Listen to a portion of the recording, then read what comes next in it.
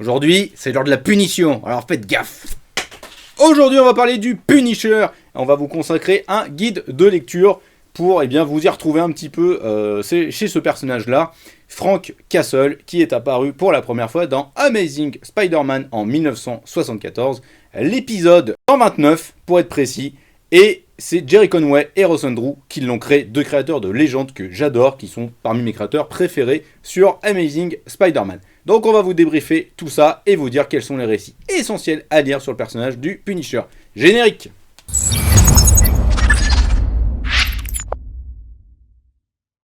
Comme d'habitude, vous avez maintenant l'habitude je pense, on va faire un petit récapitulatif, un petit historique sur le personnage de Frank Castle du Punisher. Alors voilà, la particularité du Punisher, c'est donc qu'il n'apparaît pas dans sa propre série, c'est vraiment, comme très souvent j'ai envie de le dire, c'est un personnage secondaire, voire même tertiaire, vraiment de second plan au sein de la série Amazing Spider-Man. Il apparaît pour la première fois dans l'épisode 129, il est engagé par un ennemi de Spider-Man pour assassiner Spider-Man. Puis on va se rendre compte aussi que Frank et Peter Parker ne partagent pas du tout les mêmes philosophies et les mêmes points de vue sur la justice de manière très très générale. C'est-à-dire que Frank est quelqu'un d'expéditif, alors que Peter, vous le savez, c'est le Friendly Neighborhood Spider-Man, le voisin sympathique, l'araignée sympa du quartier. Et elle, ce qu'elle aime faire, c'est mettre les gens en tôle, les tabasser, et puis repartir après. Frank, lui, il les exécute plus tôt. Donc deux visions de la justice radicalement différentes, que justement Gerry Conway met très très bien en perspective à chaque fois. Et en fait, le Punisher, au fur et à mesure de la série Amazing Spider-Man, il va revenir de temps en temps, il va popper dans certains numéros, dans certains épisodes, devenir donc vraiment un personnage secondaire récurrent, j'ai envie de dire comme dans une série télé par exemple, et ça va devenir, alors au début une menace, mais de plus en plus finalement un allié un petit peu encombrant, j'ai envie de dire pour Spider-Man, puisque comme il a cette perspective à chaque fois de l'exécution des ennemis, alors que Spider-Man pas du tout, ils vont s'affronter à chaque fois et il va y avoir des débats d'idées qui vont se nourrir à partir de là. C'est toujours très très intéressant à chaque fois. Et donc voilà, c'est vraiment au fur et à mesure de l'avancée du personnage et des rencontres avec Spider-Man que le personnage va évoluer et qu'on va en apprendre un petit peu plus sur lui. Ce que l'on va apprendre, c'est que finalement, sa famille a été massacrée lors d'un déjeuner dans un parc et que ça l'a littéralement brisé, ça l'a fracassé. Et donc, ça lui a donné cette envie de revêtir un costume, de devenir un vigilante, d'avoir ce crâne géant sur son costume, de s'armer pleine balle et de fusiller à peu près tous les criminels qui sont sur sa route. Et donc voilà, ça donne une perspective au personnage. Alors évidemment, ça va être développé, redensifié au fur et à mesure des années. Certains scénaristes vont revenir là-dessus pour ajouter des choses qui seront effacées ultérieurement. Mais voilà, globalement sur les origines de Frank Castle, c'est clairement établi dès le départ. Ce qui va être nourri au fur et à mesure en fait des années, c'est plus le profil psychologique de Frank. Notamment le fait que, peut-être, c'était un déséquilibré dès le départ. C'est-à-dire que ce qu'on va apprendre, c'est que c'est aussi un ancien soldat, un ancien marine, qui a fait la guerre du Vietnam, alors ensuite remodernisé en guerre du Golfe, mais en gros, les auteurs finalement essayent de parler de ces soldats qu'on envoie au front, qu'on traumatise durablement en les faisant exécuter des civils, en les plongeant dans des guerres qui sont des bourbiers et finalement des enfers absolus. Non, non, non, non, non, non, non. Et ces personnages-là, quand ils reviennent dans la vie civile, ils sont complètement brisés, fracassés, et ça leur pourrit l'existence. Et donc, ce que vont développer beaucoup de scénaristes, ça va notamment être le cas, je pense, de Karl Potts sur War Journal, mais aussi de Garth Ennis ultérieurement dans la série Punisher Max, ce qu'ils vont nous expliquer au fur et à mesure, c'est que ce personnage a déjà été brisé et fracassé à un moment donné, avant que sa famille ne soit massacrée. Et donc peut-être il y a déjà des fêlures et des choses qui sont mises en place pour le Punisher. Punisher, c'est un personnage qui porte quelque chose en lui de très très politique. Il a été récupéré à de mauvaises fins à un certain moment, alors que beaucoup des scénaristes qui l'utilisent, et notamment Gerry Conway, déjà Gerry Conway ne pensait pas du tout que ce personnage allait être populaire. En gros, il pensait l'utiliser une fois et ne plus jamais l'utiliser après. Bien mal lui en a pris, puisque finalement, ce personnage-là a été ultra populaire dès le départ. Puis il a aussi était très populaire parce que c'était cette vibe dans les années 80-90 des personnages sombres, torturés, on aimait bien, avec une espèce d'ultra-violence qui marchait très très bien là-dessus, sur laquelle beaucoup de scénaristes et de dessinateurs ont vraiment surfé.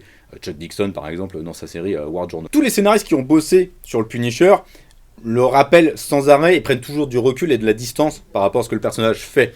Ils ne cherchent jamais à le glorifier. Le Punisher est un anti-héros, pas un héros. Son code moral est ambigu, ambivalent, et ne cherche pas à être une vision positive de la justice. Le code moral même de toute façon du Punisher n'est que rarement glorifié par les scénaristes. Je veux dire, même Frank Miller, quand il l'utilise dans Daredevil, puisque ça va aussi devenir quelqu'un de très important dans la carrière de Daredevil, et un personnage récurrent que Daredevil a souvent croisé, et où les visions de la justice vont encore une fois s'affronter, même Frank Miller, quand il utilise le Punisher, il met bien en perspective qu'il a son code de justice, que peut-être qu'il apporte une efficacité dans la société, mais que c'est peut-être pas la meilleure chose à faire finalement. C'est deux visions très intéressantes de la justice et de la société à chaque fois, entre Daredevil, Spider-Man et le Punisher. Parce que c'est vraiment des choses complètement contradictoires et complètement différentes les unes des autres, aux antipodes les unes des autres.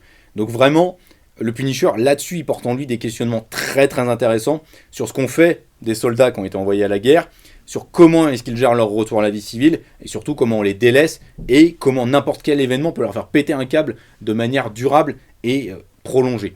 Donc voilà, le Punisher, c'est vraiment un personnage qui va apparaître comme ça, popper de manière très différente dans plein de séries, Spider-Man, Daredevil, et qui va finir par avoir d'abord une mini-série, puis ensuite une série régulière. La première mini-série, c'est Cercle de Sang, c'est par Steven Grant et Mike Zeck, c'est une super série d'action qui commence déjà à mettre en place de nouvelles choses pour le personnage, notamment le fait qu'il a été drogué et que ces drogues ont agi sur son système psychologique et l'ont bousillé encore plus. Voilà, plein de petites choses qui vont être ajoutées comme ça au fur et à mesure, et c'est ça qui est finalement très intéressant. À un moment donné, le personnage est tellement populaire qu'il va avoir 4 séries en même temps, rendez-vous compte, c'est très très rare des personnages qui ont autant de séries. Et de manière générale, même si dans ce guide de lecture, évidemment, on va vous conseiller les récits qu'on trouve, en tous les cas qu'on considère comme étant les meilleurs sur le personnage du Punisher, il y a un truc très important qui est à noter avec lui.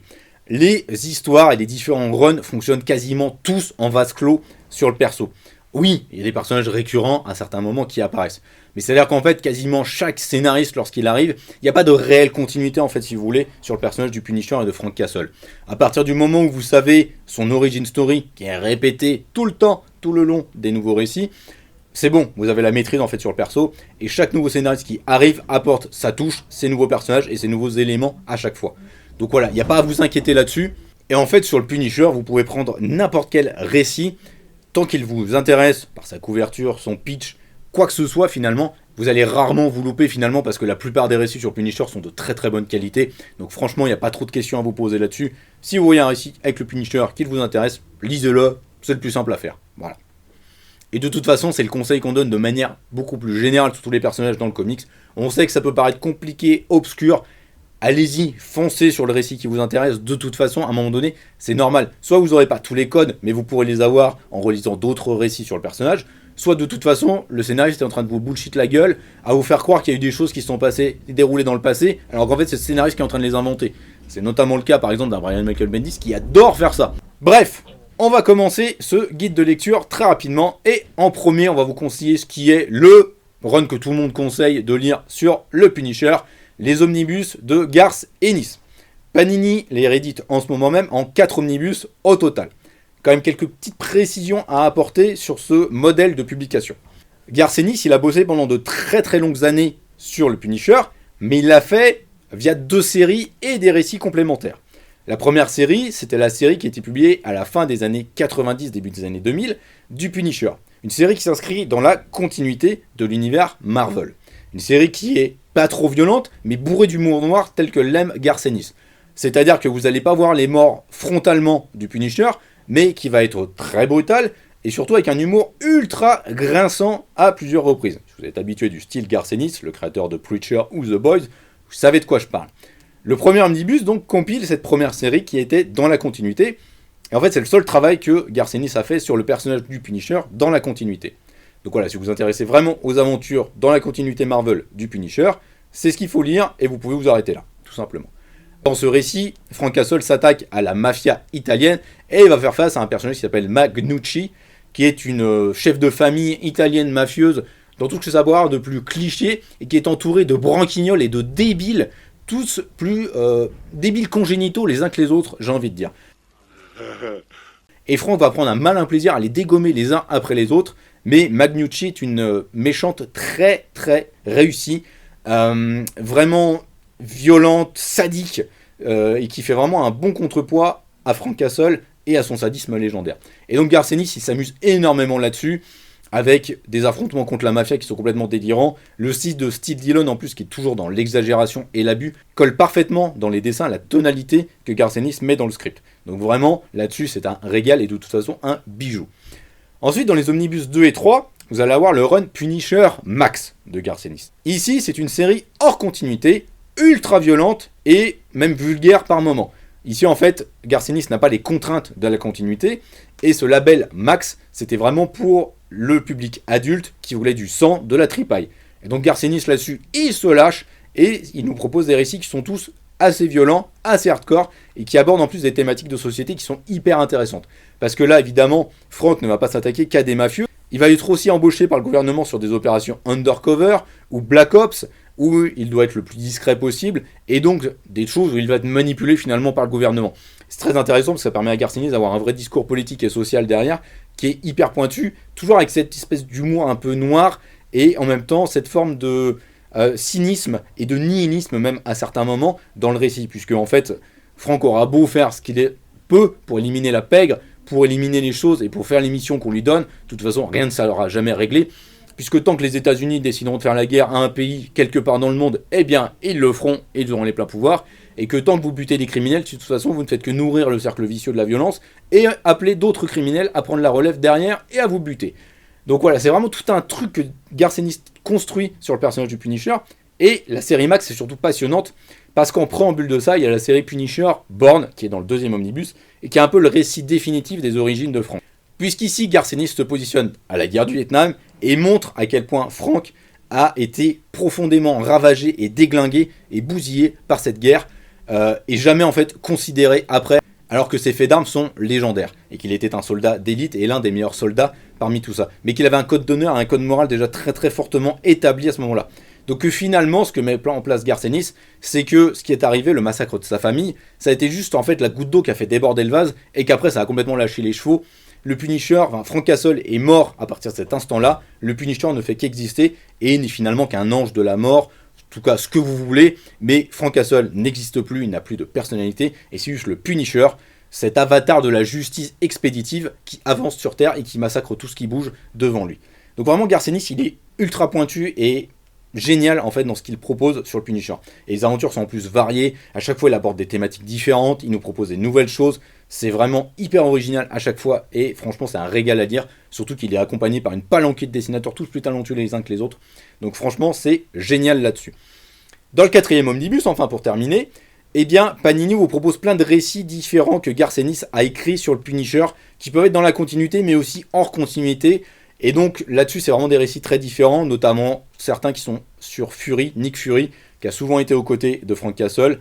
Et donc voilà, c'est vraiment des récits disparates, c'est pas l'omnibus le plus indispensable du run de Garth Ennis, mais ça permet d'avoir des compléments, des conclusions à certaines intrigues que Garth Ennis avait pu commencer, soit dans son premier omnibus, soit dans le deuxième et le troisième. Oui, c'est un petit peu compliqué à certains moments, mais là vous avez un 2, 3, 4, donc faut suivre la chronologie, hein. C'est pas très compliqué dans la vie. Quand il y a 1, 2, 3, 4, vous suivez les numéros dans l'ordre. Voilà. Vous foutez pas le 4 avant le 2. Non, ça c'est pas possible, ça marche pas. Ok. Ensuite, évidemment, on ne peut pas y couper les intégrales sur le Punisher.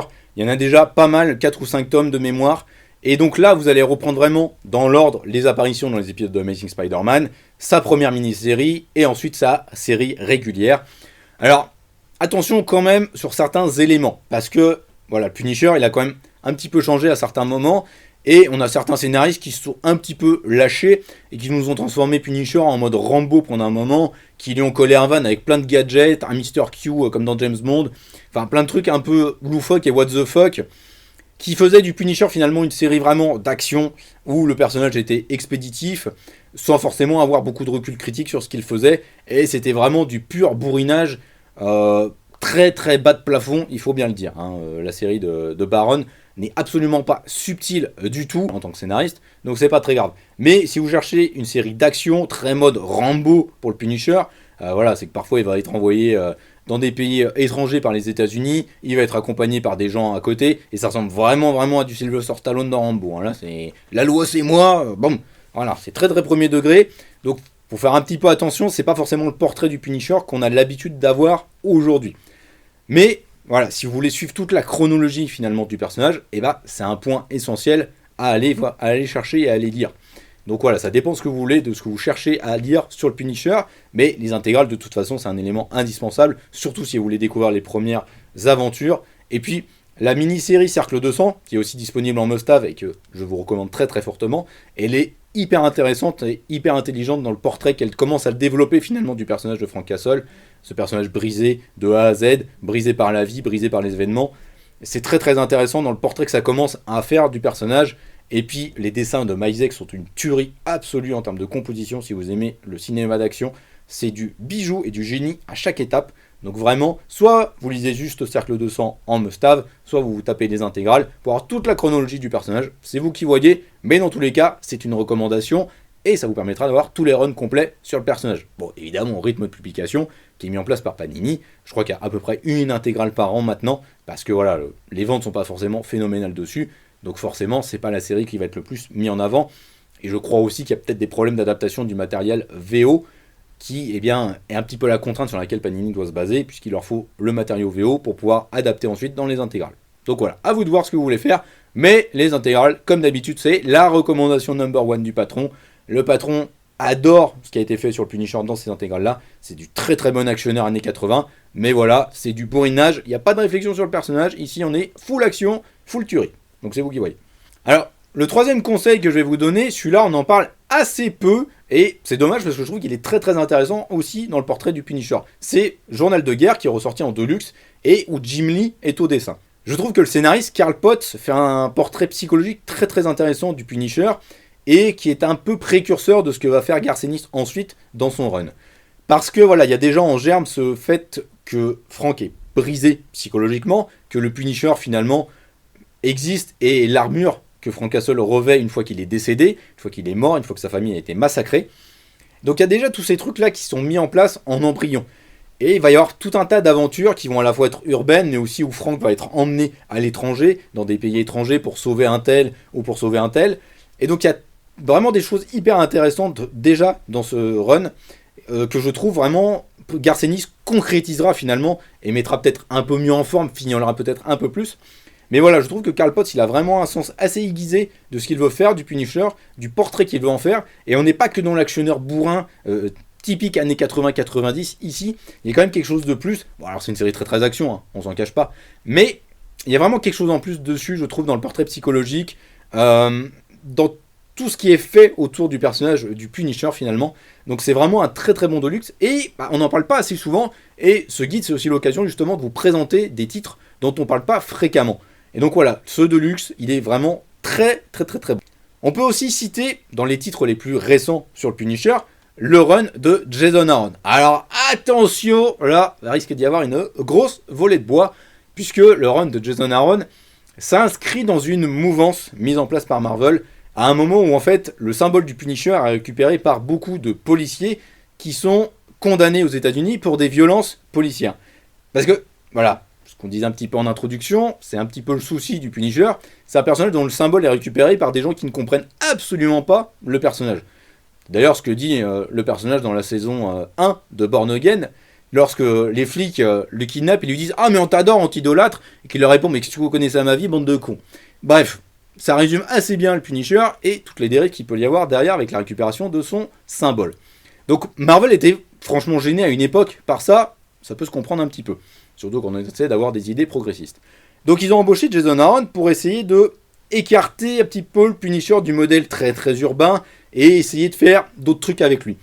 D'où le fait que dans la série de Jason Aaron, son symbole est très très différent et qu'il est en fait embauché par la main via un plot twist scénaristique hyper malin et que tout le run de Jason Aaron est une espèce de déconstruction du personnage mais qui est finalement hyper cohérente avec ce que Garth Ennis a mis en place sur le personnage des années auparavant. Qu'il est un homme brisé, qu'il a été brisé par la guerre, et que quand il est rentré dans le civil, il était déjà complètement fracassé, et peut-être qu'il était déjà distant avec sa famille à ce moment-là, et que sa famille ne le reconnaissait déjà plus, et que simplement le meurtre de sa famille a été le point définitif pour l'enterrer définitivement. Bref, c'est plein de réflexions hyper intéressantes, qui sont pas forcément menées à bout, parce que la série est quand même assez courte, en 15 numéros, et donc voilà, c'est un petit peu dommage, parce que c'est un peu au stade embryonnaire, ça aurait pu aller un petit peu plus loin à chaque fois, dans la discussion et dans la réflexion sur le perso, mais pour le coup, si vous voulez un run récent qui change un petit peu du Punisher, qui a une vraie réflexion critique derrière, et ben c'est un run qui est, je trouve, très très intéressant à découvrir. Et dans les runs les plus récents également, vous allez avoir cette fois complètement le retour du Punisher, avec au scénario Benjamin Percy. Ça va commencer dans la série Punisher Red Band. Alors le Red Band, c'est vraiment le marqueur pour Marvel pour dire cette série est ultra violente, on lâche les potards. Alors des fois c'est un peu du bullshit, là j'ai vu les planches, effectivement ça saigne pas mal. Bon après, c'est Ben Percy, donc je pense qu'on va retrouver cette vibe très très actionneur, très très bourrine. Donc j'attends de voir, je l'ai pas lu parce que c'est pas dispo en VF, et je suis pas très très fan du Punisher, donc j'ai pas acheté les épisodes en VO. Mais on verra ce que ça vaut, en tous les cas sur les premières planches que j'ai vues, c'est très très beau visuellement, c'est effectivement très très violent, et j'ai l'impression qu'on ramène Frank à ce statut de tueur au sein de la pègre. Mais j'ai l'impression que d'après ce que j'ai un peu pu lire sur la série, il est ici manipulé par un autre qui en fait l'incruste et cherche à se servir du Punisher et de sa force de frappe pour éliminer à peu près tous les autres criminels et prendre le contrôle de la pègre new-yorkaise. Voilà, on verra. Surveillez la chaîne YouTube, je ferai très certainement un effeuillage comics avec cet album quand il sera dispo en VF, et je vous en reparlerai très certainement sur nos réseaux sociaux. Donc stay tuned là-dessus, mais voilà, ce sera le run le plus récent disponible sur le personnage, et en plus il y aura une série après qui va arriver. On espère que cette vidéo sur le Punisher vous a plu et vous aura surtout aidé à vous donner des envies de lecture sur le personnage. Voilà, comme on l'a dit en introduction, c'est un personnage sur lequel vous pouvez piocher un peu à droite à gauche tout ce qui a été fait sur lui. Généralement, c'est très très bonne qualité, et généralement, ce sont des runs courts. Donc voilà, vraiment Garcenis, c'est lui qui a bossé le plus longtemps, donc c'est pour ça que c'est dispo en omnibus. Mais au global, c'est quand même assez court, donc vous pouvez aller dessus, et vous n'aurez pas non plus beaucoup à investir pour vous consacrer à un run sur le personnage. Et puis si vous voulez tout lire, il va falloir aller sur les intégrales, parce que c'est la chronologie complète du personnage. Bref, n'hésitez surtout pas à partager cette vidéo autour de vous, à commenter, à liker, à nous dire quels sont vos runs préférés sur le personnage et pourquoi est-ce que c'est le run de Garcenis, évidemment. Et puis on se retrouve très très bientôt sur Excalibur Comics. N'oubliez pas, comme à chaque fois, on a une page personnage qui est dédiée au Punisher avec toutes les sorties sur le personnage et tous les albums dans lesquels il apparaît. On se retrouve très très bientôt, bonne lecture à vous, ciao!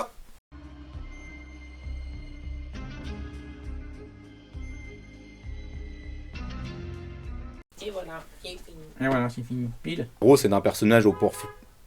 Bah, arrête de le klaxonner.